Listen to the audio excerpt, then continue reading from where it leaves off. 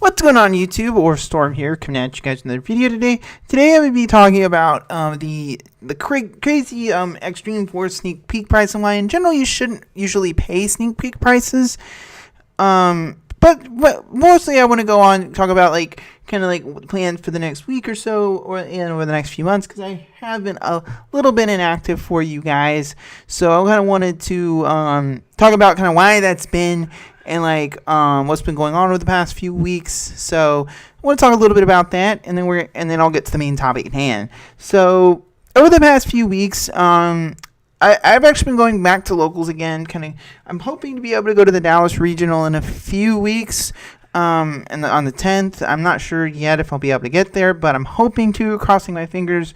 I've been getting kind of a feel again back for Spirals. I have been playing the deck over the past few locals trips, and Sneak Peek was really fun, actually. I pulled Heavy Metal Foes Electromite. This is actually the second sneak in a row. I pulled the money card. I pulled Evenly Matched, my last one. So things have been actually working out pretty good, all things considered. Sneak was really fun, and I'm getting a better feel for spiral combos, because people have been showing me how to pull off the Trigate combos, because I haven't really figured them out very well yet. So I'm going to be play testing a lot over the next few weeks, kind of getting a feel for the deck. It's kind of different for me because I'm not used to playing a meta deck for a long period of time, and I do enjoy the deck. It's just the mirror match is just so not fun that I don't know whether I'm going to, I always debate with myself whether I'd want to take it to an event for that reason. But, it is what it is. It is the, you want to give yourself the best chance to win. So, but anyways, also, that's what's been, and I've also had to kind of been working on, over on the Facebook page and the Discord, I've been working on completely rebranding both of them, one of the Discords I'm helping to run, a Facebook page I run. So that's been kind of, but another news, the APS community tournament will be starting in February, late February, probably the 26th. We're working on a few more details, but I will have more details for you guys over the next few weeks, because if you guys are kind of new and don't remember, the APS tournament is a tournament we host every year or so, and it's really fun. It's really interesting because we usually either use a custom ban list, or we have, if there's a tier 0 deck, it's typically not allowed to be played, and we see a lot of really cool decks. And this time around, we're actually having people play 3 decks, and they're having to switch decks after they win, so it'll mean that we won't see a lot of the same decks. So it's going to be really interesting, and I'm really looking forward to the tournament myself. I think it's going to be really cool, and you guys can stay tuned for that. I'm going to have a ton of videos related to the tournament once it starts late in February. But with all that out of the way, we'll go ahead and for the rest of the week, I plan to update Extreme Force related content. I'm working on a Mech Knight list for you guys, and I'll be updating my Pendulum Magicians. I don't have multiple Electromites, so I'll probably be doing the deck profile on Yugioh Pro. And I've also got some other series I'm working on called tracing decks, basically, where you basically look back at the time a deck has been meta relevant and gone in and out of the format, and I'll be doing that later date as well. So anyways, we'll go and get the topic at hand. So Extreme Forces, the sneak peek was last weekend, and people are paying insane prices for Heavy Metal Foes Electromite. To give you guys perspective, this card, people were valuing this at sneak at $80.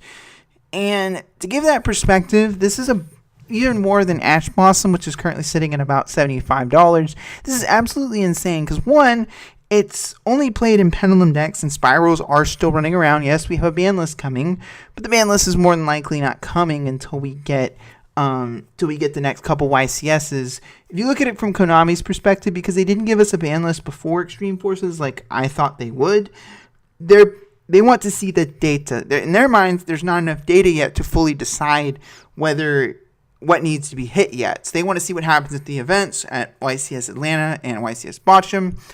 And once those events have passed, we'll likely get a ban list after that. So understanding that, why exactly are people valuing this? Now, don't get me wrong, Electromite is an amazing card, probably easily worth $40 to $50. But it's not nearly worth more than Ash Blossom, because most people, the standard number is about 2. It's sort of similar to Double Helix. Yes, 2 of its effects aren't once per turn, but at the same time, there's not a lot of combos that you need the third one. The third one never, and you have Supreme King Starving Venom that can copy its effect. So it's like, it's a 2 of at most, and that's it. It's not really played at more than 2. And I'm struggling to grasp why this card is being valued at this much, but it is crazy sneak prices, and that's not to say, this is more to talk about sneak. There are instances where at sneak where you can get a card under value. 3 great examples on Dante. When Dante first came out, it was like 20 at sneak, and then the deck did well at an event and it went up to $60. And Burning Dante held $60 pretty much until its reprint. And even today, Secret Rare Duelist Alliance Dantes hold really decent value for the time. And I do think that it's not necessary. There are situations that are opposite of Electromite, where the card, such as Dante, such as Crystal Wing Synchro Dragon, was about at $20 at sneak. Pot of Desires was about 50 at sneak, went up to 80. And there's instances like Dimensional Barrier where the card's 60 at sneak and it stayed at 60 to 70 after sneak. So, but that being said, in general, I advise when you have sneak peek and pre-order prices, do not pay them. Typically, either 2 things can happen. 1, you'll overpay, or 2, the card will spike and you won't get the card. Because when you pre-order a card, sellers will cancel your order if the card spikes in value. A great example is Necros Brionic. People pre-ordered them for like, let's say $60, and then the card was $100 and people canceled their orders and got their money back. But you get the point, is that there's really not it's almost a lose-lose scenario unless you absolutely have to get the card for an event in the next few weekends. There's no real reason to overpay for a card at sneak. And it's always best to kind of wait, because the prices will always settle a few weeks after sneak. I feel like that's the general rule. But this is obviously, I could be wrong. Electromite could hold value, but I think it's going to kind of dip a little bit, and then it could go up again after the ban list. So if it does hit, that 40 50 price point, it wouldn't be a bad card to pick up. But at $80 is a little insane. So anyway, guys, it about comes to the end of the video. Today, let me know what you guys think of the price of Electromite. Is it absolutely insane? And am I crazy for thinking that, 2 is a good number for the card? Let me know down in the comment section below. As always, thank you guys for watching. It's Storm signing out.